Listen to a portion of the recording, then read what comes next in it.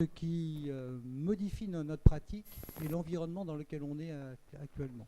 La chirurgie vasculaire, depuis que moi j'ai été formé, a complètement changé. Moi j'ai complètement changé ma pratique 2 ou 3 fois. Et les jeunes chirurgiens qui sont là vont vous montrer que l'évolution qu'on continue.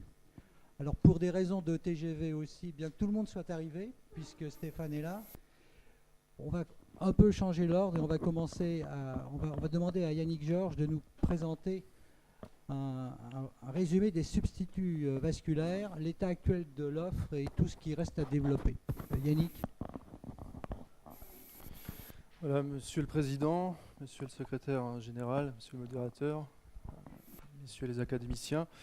Donc, je suis particulièrement honoré d'être parmi vous aujourd'hui pour vous présenter un sujet concernant les substituts vasculaires, leur histoire, l'offre actuelle et leurs perspectives de développement. Comme vous le savez, les substituts vasculaires sont en étroite relation avec le développement moderne de la chirurgie vasculaire. Depuis leur introduction dans les années 50, ils sont actuellement le moyen principal de reconstruction artérielle de vaisseaux lésés par essentiellement la pathologie athéromateuse. Les substituts vasculaires sont d'apparition récente, ils ont actuellement moins de 60 ans et sont, comme je vous le disais, indissociables de la chirurgie vasculaire moderne. Sur cette photo que je vous montre, qui a été prise à Strasbourg, ma faculté d'origine, vous pouvez voir René Le Riche entouré de ses élèves avec certains grands noms comme Debaquet, Dos Santos ou Jean Cunelin qui ont chacun à leur façon posé la pierre à l'édifice dans le développement de la chirurgie vasculaire moderne. Un substitut vasculaire doit comporter un certain nombre d'éléments comme bien évidemment résister à la thrombose, avoir un certain degré de réocompatibilité, une incorporation et une stabilité qui soient compatibles à leur incorporation dans le système vasculaire. Les substituts vasculaires sont classés en 2 grandes familles. Les substituts biologiques, qui peuvent être natifs ou bien traités, et la deuxième famille sont les substituts synthétiques, qui peuvent être constitués de différents matériaux comme le polytétrafluoroéthylène, qui est plus connu sous son abréviation le PTFE, comme également le polyéthylène terephthalate, qui est un polyester dont l'abréviation est plus connue également dans le milieu scientifique, qui est le PET, ou à moindre mesure le polyuréthane. Actuellement, la frontière entre ces 2 grandes familles, les substituts biologiques et les substituts synthétiques, a tendance à devenir un peu plus floue, car la plupart des substituts synthétiques sont imprégnés maintenant de substances biologiques comme le collagène ou l'albumine. La médecine française du début du XXe siècle avait déjà posé les bases nécessaires au développement des substituts vasculaires.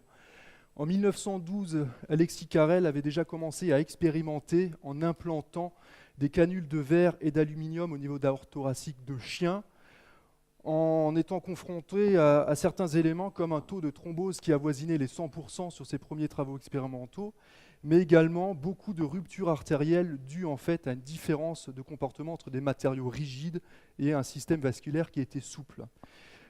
Élément très intéressant et très précurseur, c'est qu'il parlait déjà dans la discussion de ses travaux de recouvrir ces tubes métalliques de veines pour diminuer les phénomènes de thrombose, et ce en 1912. Dans la foulée, en 1915, Théodore Tuffier réalisa des travaux, cette fois-ci chez l'homme, en introduisant des tubes d'argent enduits de paraffine, essentiellement sur les artères de membres chez des blessés de guerre. Là, il a été confronté au même constat, à peu près 100% de thrombose sur ces revascularisations avec des matériaux rigides, et là également beaucoup de cas de rupture artérielle à l'interface entre ces matériaux rigides et l'artère.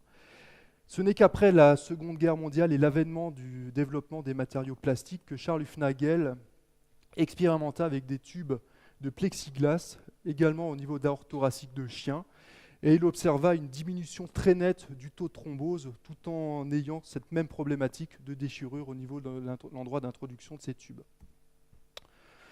La révolution est venue après les années 50, sous l'influence d'un homme, Arthur Voorhees, qui en 1952 eut l'idée, à partir de l'observation de fils de soie placés dans des ventricules droits, ces fils de soie restaient libres de phénomènes de thrombose, même après quelques semaines d'implantation. Donc il eut une idée de réaliser un tube prothétique formé à partir de mailles, afin de garantir un certain degré de porosité compatible avec la colonisation par des fibroblastes. Donc il se fit aider de sa femme qui lui tissa une prothèse à partir d'un fil qui provenait d'une toile de parachute et forma un tube qu'il implanta de manière expérimentale. Et à partir de cette idée, de ce concept, le premier substitut vasculaire textile naissa. Les premiers modèles étaient constitués de Vignon, qui est un polyester composé par une armature tissée avec une trame de 144 x 90 fils afin d'avoir une porosité compatible avec son implantation. Et les résultats furent l'effet d'une véritable révolution en la matière, avec des taux de perméabilité qui étaient bien meilleurs qu'avec les matériaux rigides. Et ce fut le début d'un développement clinique, notamment sous l'influence d'équipes comme celle de Debaquet et de Coulet aux États-Unis. Voici les substituts biologiques natifs que nous avons à disposition, que nous avons eu à disposition. Ils proviennent tous d'un matériel vivant, non traité, comme par exemple l'autogreffe, qui provient du même sujet, c'est-à-dire qu'un segment artériel ou veineux est prélevé et implanté sur le même organisme. Le second type, ce sont les homogreffes, également dénommés allogreffes, qui proviennent de la même espèce, mais de deux individus différents. Enfin, le troisième type de substituts biologiques natifs sont les xénogreffes, qui proviennent de deux espèces différentes. Bien évidemment, les performances sont en fonction des différences génétiques et de nature tissulaire. La première autogreffe veineuse, on la doit à Jean Cunelin, dès 1949, qui, à l'occasion de l'absence de son patron, eut la possibilité d'implanter le premier substitut veineux dans une situation de sauvetage de membres. Donc il réalisa le premier pontage long fémoropoplité en utilisant une veine saphène interne. C'est dès lors devenu le substitut de choix pour les revascularisations des artères de petit calibre.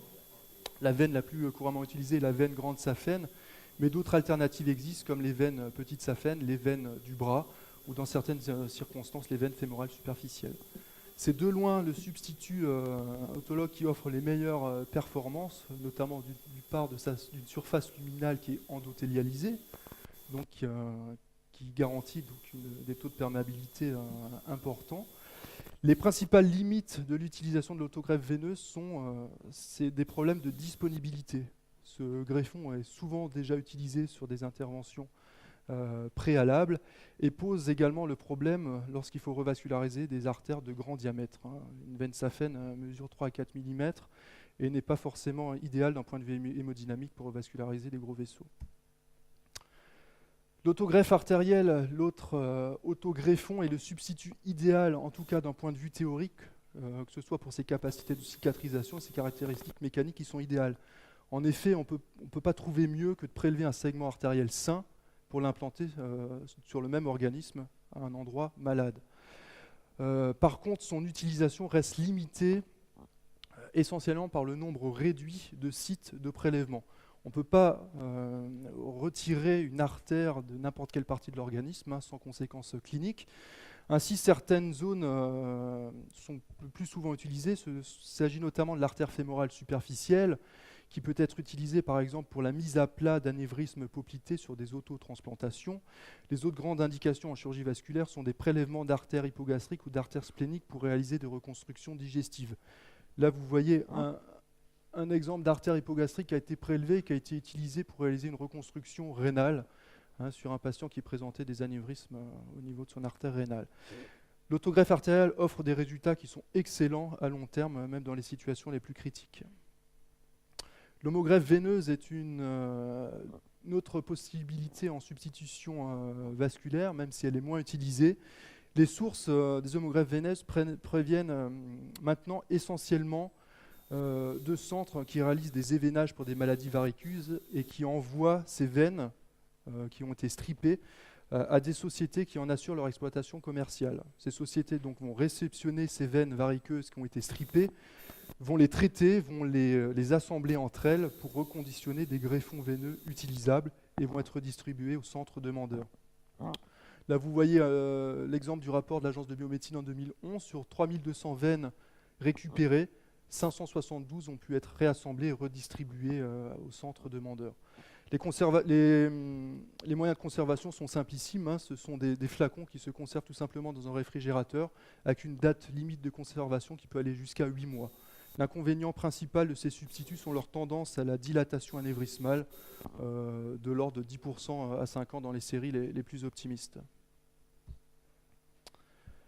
L'homogreffe artérielle cadavérique a été réalisé pour la première fois en novembre 1950 à la Salpêtrière par le professeur Jacques Oudot qui traite en 1950 une femme de 51 ans qui présentait une occlusion du carrefour aorto-iliaque. Il lui a implanté une homogreffe fraîche par un abord rétropéritonéal avec un résultat tout à fait satisfaisant dans les suites.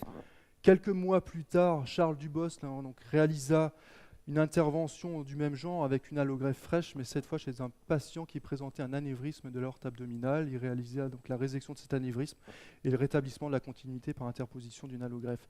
Ces deux grandes premières ont révolutionné la chirurgie vasculaire aortique moderne basée sur la technique de pontage. Qu'en est-il 60 ans plus tard des homogreffes artérielles? Leurs indications, qui étaient très larges à l'époque, ont été quelque peu délaissées, sauf pour certaines circonstances, comme la résistance à la contamination.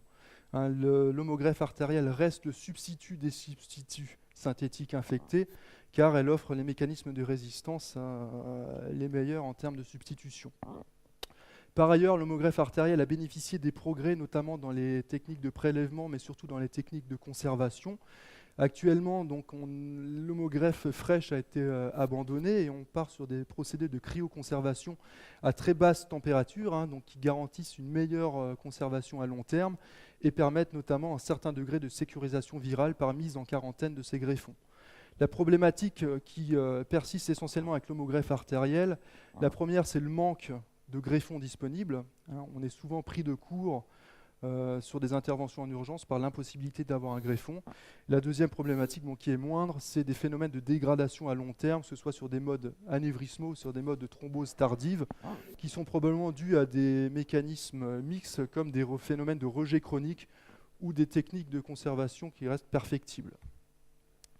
Voici un exemple pratique. Là, vous voyez une photo péropératoire d'une prothèse aortobifémorale qui présente tous les signes d'une infection.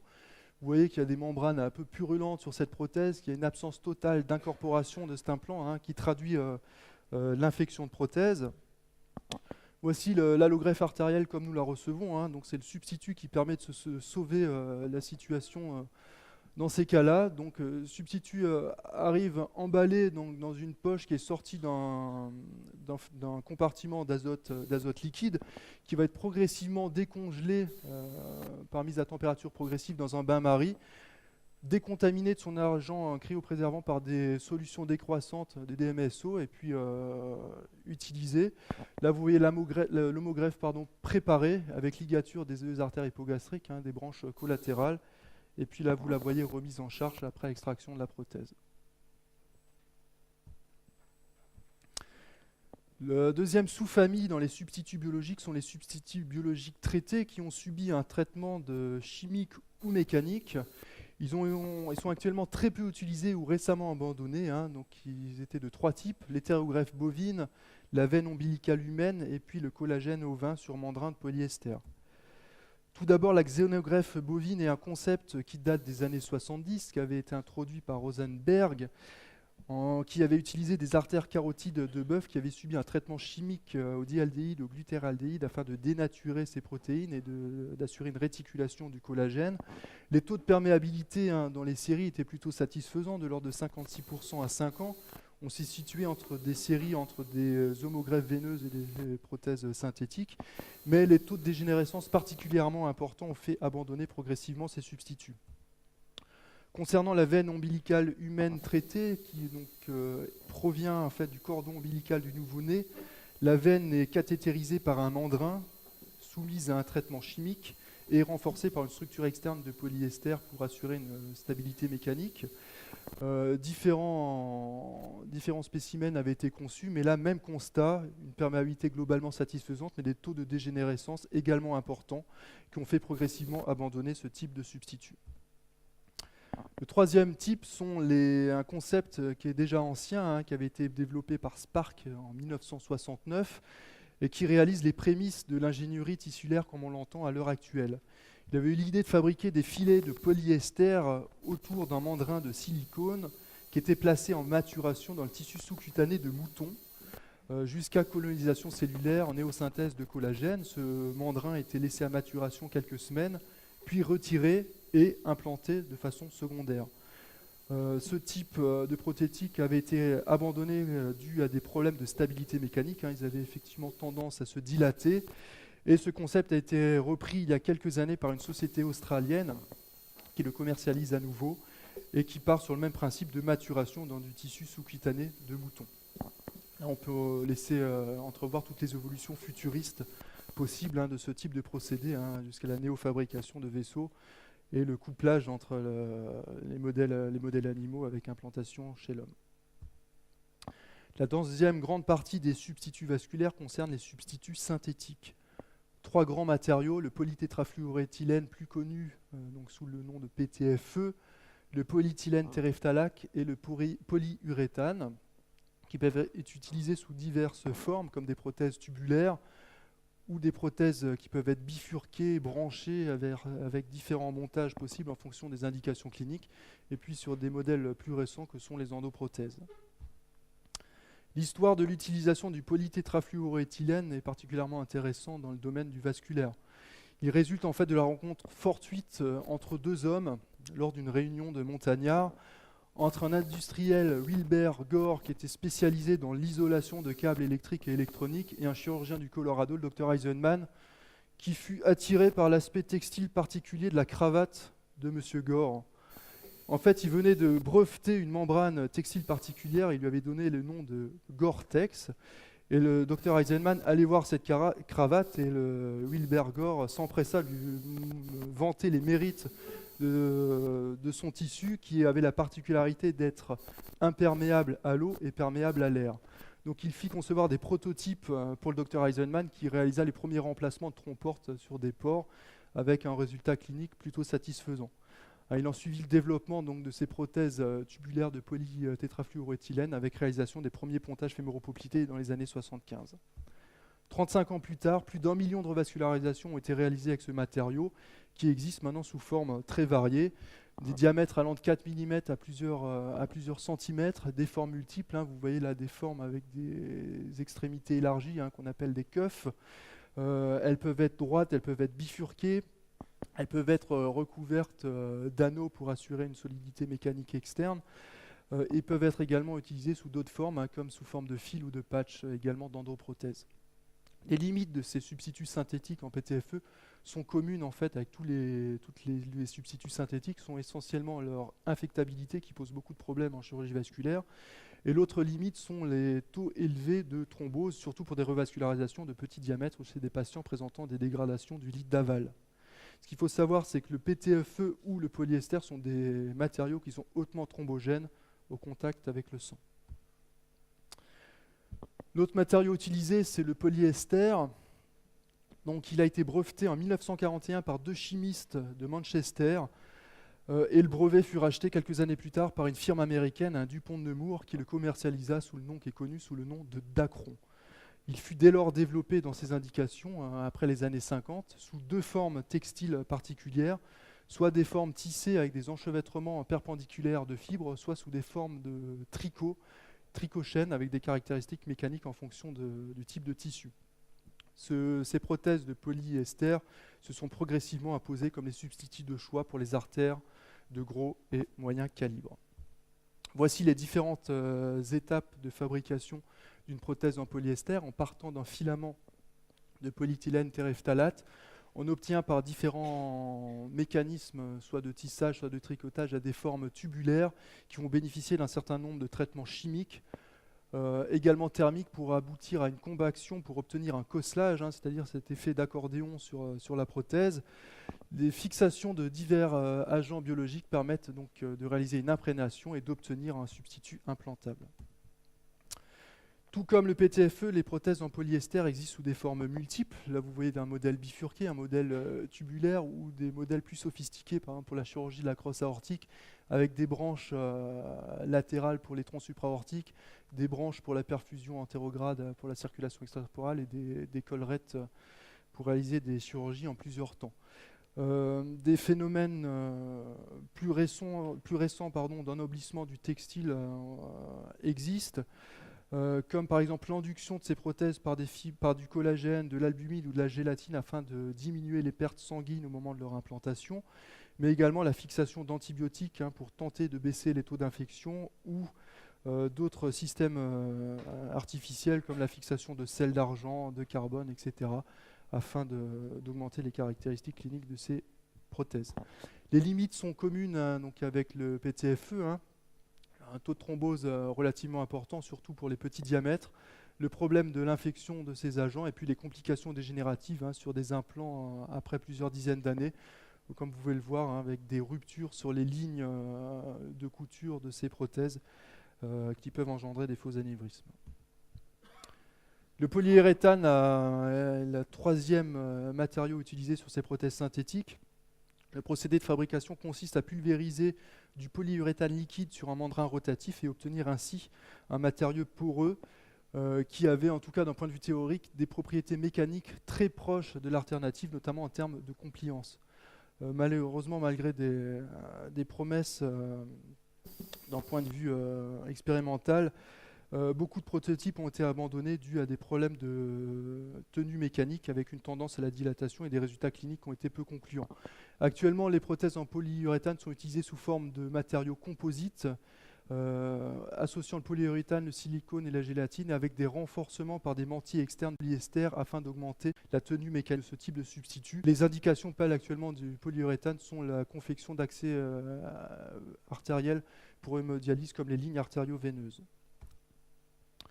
Quelques mots sur les endoprothèses. Donc, les endoprothèses sont un concept récent qui date du début des années 90. On ne peut pas parler à proprement parler d'un nouveau substitut vasculaire. En fait, il s'agit plutôt d'un nouveau concept, un mini-invasif qui a été une révolution dans nos pratiques chirurgicales, qui consiste en fait à obtenir l'exclusion d'un anévrisme par voie endovasculaire.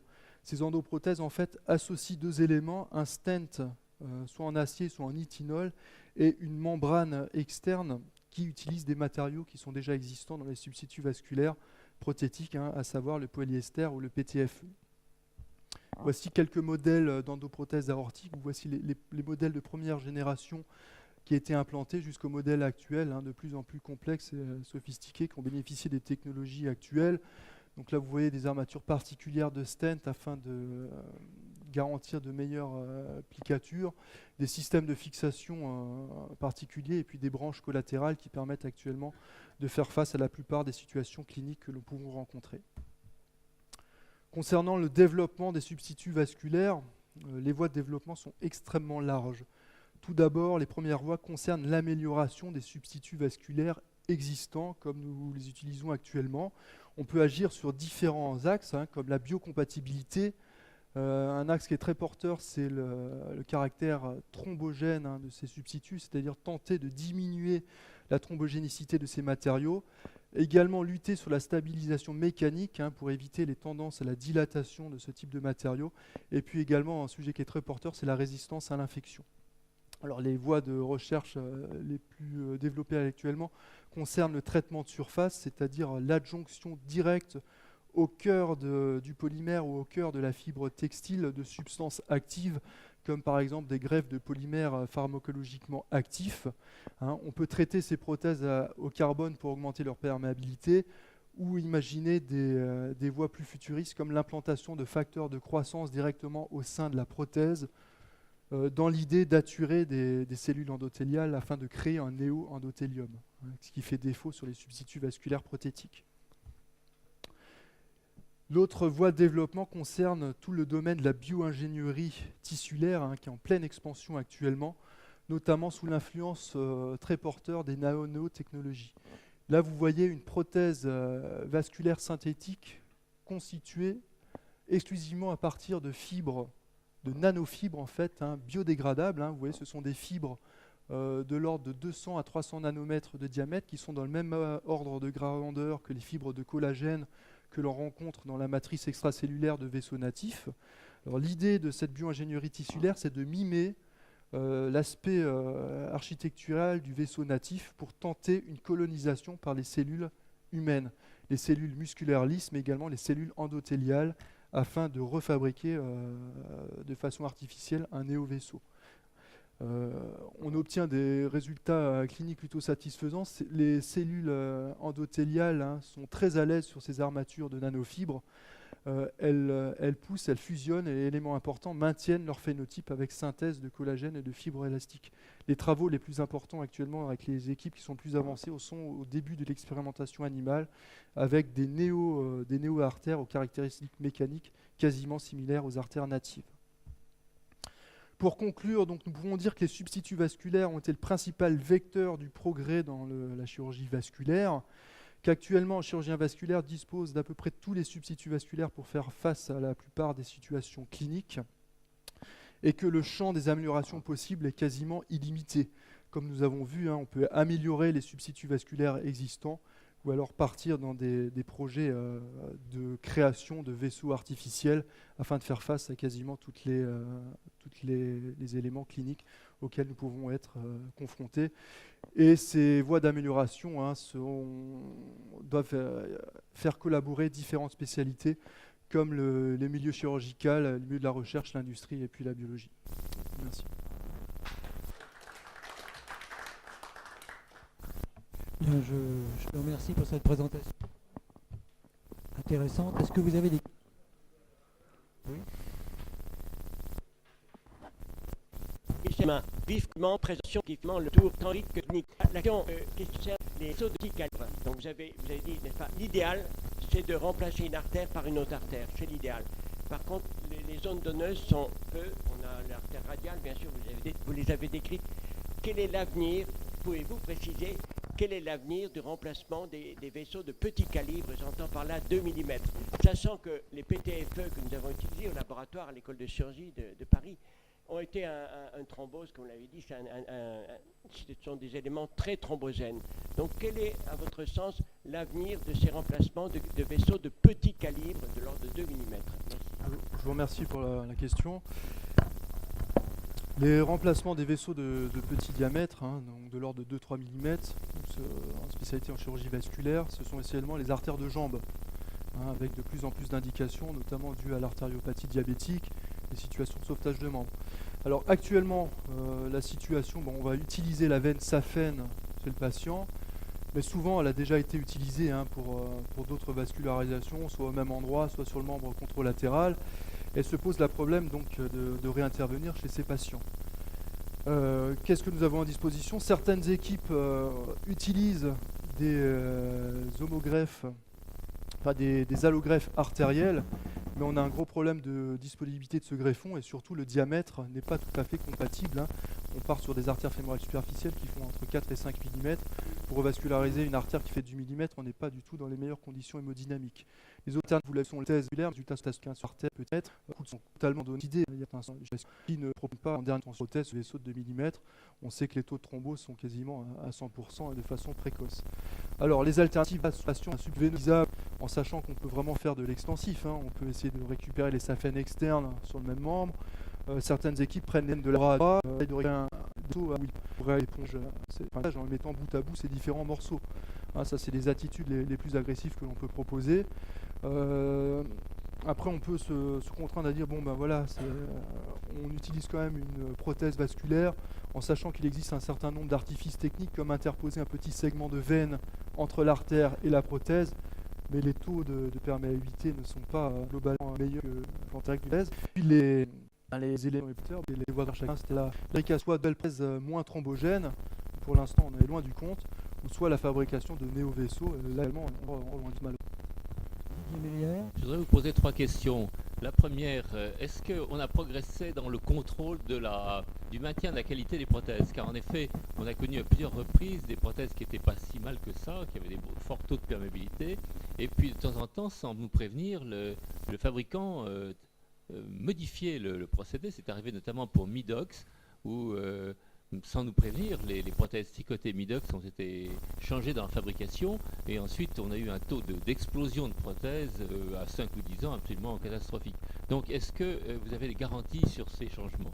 Deuxième question, vous parlez des petits pontages veineux sur les petites artères fines et il est clair que le matériel veineux reste le plus pratique et surtout celui qui donne les meilleurs résultats à long terme, mais qu'on se heurte non seulement à son utilisation pour d'autres pontages, mais aussi aux événages. Est-ce que vous arrivez actuellement à limiter un petit peu les destructions de saphènes qui m'ont toujours paru très très excessives, car c'est souvent utilisé comme procédé standard, quelle que soit la petite varice qui gêne l'esthétique d'un mollet, ce qui est évidemment tout à fait préjudiciable lorsque 50 ans plus tard on en a besoin pour en faire un substitut artériel.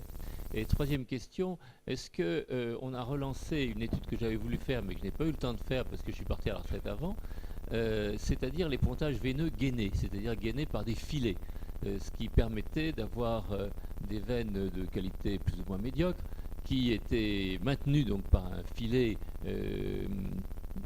de dacron et qui de ce fait ne se dilataient pas. Est-ce qu'on a relancé ce genre d'études? Voilà les trois questions. Donc pour répondre à la première question concernant les procédés de fabrication des prothèses et leur risque de dégradation à long terme,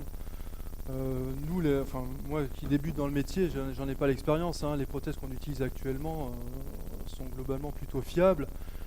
J'ai travaillé dans certains laboratoires où on avait accès à des explants vasculaires qui étaient plus anciens, qui avaient plusieurs dizaines d'années.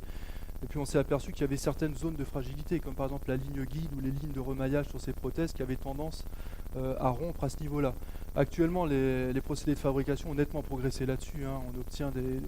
On a des procédés de fabrication textiles qui garantissent une solidité sur ce type d'implant. Avant, on disait une prothèse tricotée va être plus souple qu'une prothèse tissée actuellement qui va être plus solide. Par contre, la prothèse tricotée va avoir plus tendance à la dilatation. Actuellement, on arrive à faire des tricots qui ont quasiment la même consistance qu'un tissu et inversement, un tissu qui a quasiment la même souplesse qu'un tricot. Ça, donc, les progrès dans la fabrication ont vraiment apporté un plus. La deuxième question que j'ai oubliée. Voilà, bon là on a du mal. Ouais. Paradoxalement, on n'est pas beaucoup confronté en fait à des manques de greffons par événage saphène, hein. C'est plutôt des greffons qu'on a déjà utilisés il y a quelques années, plutôt que des gens qui ont eu des strippings longs. Après c'est difficile à contrôler, hein. C'est vrai qu'un là qui a consulté pour des varices, on va avoir plutôt tendance à lui déconseiller une chirurgie d'événage. Après une zèle 5 ans gênée par un aspect sur varice, elle fait avoir dû déconseiller se faire opérer de varice d'une encore plutôt ça Monsieur Tel. Oui, tout d'abord, mon cher collègue, toutes mes félicitations pour votre travail qui est particulièrement exhaustif. Alors, pour ceux qui sont nés pratiquement, qui ont vécu dans la chirurgie vasculaire depuis une soixantaine d'années, on arrive à suivre. Mais pour ceux qui actuellement, et nos jeunes collègues en particulier, ne pensez-vous pas que vous auriez intérêt à assez rapidement les artères congelées, vous savez qu'en 1900, allait des greffons congelés, les histoires de Dardic aussi, de la veine ombilicale, je crois qu'il faudrait peut-être dans votre travail définitif essayer de faire quelque chose peut-être de plus simple. Autrement, je crois que c'est dur à suivre.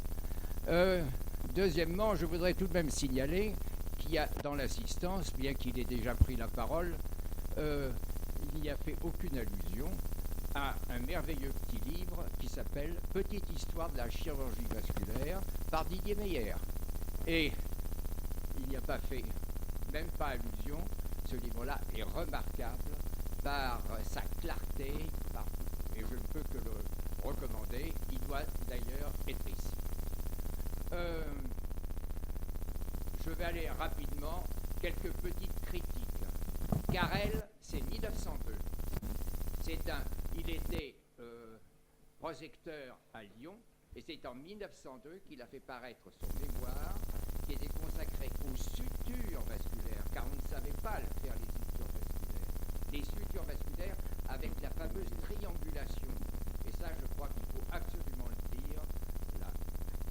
part, c'est Carrel. Alors, il s'est présenté à l'agrégation à Lyon, mais vous savez, à Lyon, hein, c'est comme partout, il n'a pas eu son agrégation, et c'était un monsieur qui était assez vigoureux et qui a dit « je m'en vais ». Alors, il est allé à Chicago d'abord, et ensuite, il a été remarqué par Guthrie, et avec Guthrie, il a apporté à la France le premier prix Nobel de médecine. C'est un Lyonnais qui a apporté à la France. Alors, ce sont des choses intéressantes à dire. D'autre part, sur les artères de substitution, vous en avez oublié une. Vous en avez oublié une qui est la mammaire interne. Vous savez que la mammaire interne, c'est de très loin actuellement le substitut. Nos collègues chirurgiens cardiaques, quand ils peuvent utiliser la mammaire interne, sont véritablement euphoriques, car c'est une artère qui n'est pas atteinte du tout par l'athérome. Alors, le difficile, c'est le prélèvement. Je voudrais aller peut-être simplement vous raconter deux petites anecdotes. Monsieur Gore, j'ai eu l'occasion de rencontrer Monsieur Gore à un congrès de la Société de chirurgie vasculaire de langue française. Il m'a expliqué qu'il avait envoyé, il avait déjà travaillé avec Dupont de Nemours, mais il a envoyé son nouveau procédé à Dupont de Nemours. Et Dupont de Nemours, au bout de quelques semaines, je ne sais pas comment, lui a renvoyé son produit en lui disant que vraiment, il ne voyait pas d'avenir dans ce substitut vasculaire. Et puis, qu'est-ce que... Voilà, c'était les choses essentielles que je voulais vous dire, parce qu'il y en aurait d'autres encore, et qu'une l'un. Parce que si on fait 3 quarts d'heure par intervenant, on y arrivera. Alors, très court, réponse. Question courte, réponse très courte. Il vous reste 2 minutes. En matière de transplantation hépatique, systématiquement, on prélevait les artères iliaques et les veines iliaques. Et on les conservait à 4 degrés avec, d'autre part, dans du Wisconsin, des antibiotiques. Et ces préservations d'artères et de veines étaient très utiles. Très utile d'une part en transplantation hépatique, car lorsqu'on n'avait pas de flux dans l'artère hépatique, on était content de s'implanter sur l'aorte grâce à une artère iliaque. Très utile en matière de veine, car quand on resséquait par exemple une convergence portale dans une tumeur de Klatskin ou dans une pancréatectomie, une duodopancréatectomie, on pouvait utiliser ces veines. Et ces veines étaient toujours à notre disposition. C'est dommage de ne pas avoir rappelé ces deux matériels, parce que vraiment, en chirurgie digestive et vasculaire, ça rend service. Monsieur Loget, dernière question courte. Très très brièvement et sans abuser, je voudrais d'abord faire une remarque pour vous dire que je ne partage pas du tout votre optimisme vis-à-vis du devenir du greffon veineux Saphène. Ça, et depuis belle lurette, je vais dire 20 ans, il est prouvé que la perméabilité des saphènes artérialisés n'est pas bonne, puisque 5% s'obstruent chaque année. Deuxièmement, vous posez une question, je suis étonné de voir figurer les phtalates. Vous savez qu'actuellement, les phtalates ont très mauvaise réputation, ils sont à l'index, au point qu'ils sont très utilisés, ils étaient très utilisés dans l'industrie alimentaire et pour donner de la souplesse au plastique, en particulier pour les biberons. Eh bien, ceci est interdit et je suis étonné de voir que vous nous recommandiez les phtalates associés aux prothèses de polyéthylène. Qu'en est-il ? Concernant l'utilisation du greffon veineux Saphène, c'est ce qu'on a de mieux actuellement. Après, c'est sûr, 5% d'oblitération par an. C'est pas forcément que dû au greffon en lui-même, hein. C'est dû au lit d'aval, au lit artériel qui continue de se dégrader, aux patients qui continuent d'avoir des facteurs de risque cardiovasculaire qui entrament une aggravation de la maladie. Concernant ensuite les phtalates, donc bon, ça y rentre dans la composition des polyéthylène téréphtalate. Après, c'est les matériaux qui sont à disposition actuelle, hein. Moi, j'ai pas aucune. Juste pour terminer, et je vous remercie, c'est une bonne introduction à l'idée que la séance que nous allons organiser le 6 juin pour les dispositifs médicaux implantables, Monsieur Hureau, a bien sa place, puisque On a parlé d'emblée, M. Meyer, de la dégradation des matériaux, ou plutôt des difficultés d'être sûr de la qualité des matériaux, puis maintenant on les discute. Donc cette séance sera particulièrement pertinente.